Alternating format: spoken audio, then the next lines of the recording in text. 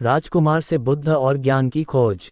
राजकुमार सिद्धार्थ एक सुखी जीवन व्यतीत किया करते थे और उनके पास वह सब कुछ था जो एक राजकुमार के पास होना चाहिए, जैसे कि भव्य महल, स्वादिष्ट भोजन और मनोरंजन के अनगिनत साधन। लेकिन राजकुमार सिद्धार्थ के भीतर एक गहरी बेचैनी थी।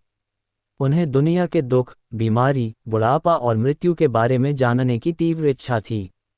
एक दिन राजकुमार सिद्धार्थ महल से बाहर निकलने का अवसर पाकर उन्होंने ने पहली बार दुख, बीमारी, बुढ़ापे और मृत्यु का साक्षात्कार किया।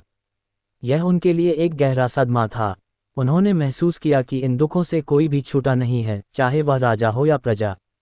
इस अनुभव उन्हें दुखी कर दिया और उन्होंने राजपाट त्यागने और इन दुखों का कारण जानने का प्रण लिया। उन्होंने वैभवपूर्ण जीवन छोड़ दिया और एक साधारण साधु का जीवन अपना लिया।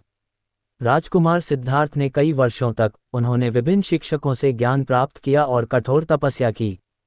उन्होंने गहरे ध्यान में बैठकर जीवन के रहस्यों को समझने का प्रयास किया। आखिरकार एक रात बोधगया में एक पीपल के पेड़ के नीचे ध्यान करते समय उन्हें ज्ञान की अनुभूति हुई और वह बुद्ध बन गए। बुद्धत्व को प्राप्त करने के बाद उन्होंने अपना शेष जीवन दूसरों को दुखों से मुक्ति का मार्ग सिखाने में लगा दिया। उन्होंने 4 आर्य सत्य और अष्टांगिक मार्ग की शिक्षा दी, जो दुख से मुक्ति का मार्ग प्रशस्त करते हैं। सीख।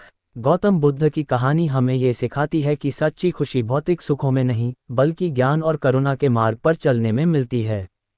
वे हमें ये भी याद दिलाते हैं कि कठिन परिश्रम, दृढ़ संकल्प और सहानुभूति के माध्यम से हम अपने जीवन में किसी भी लक्ष्य को प्राप्त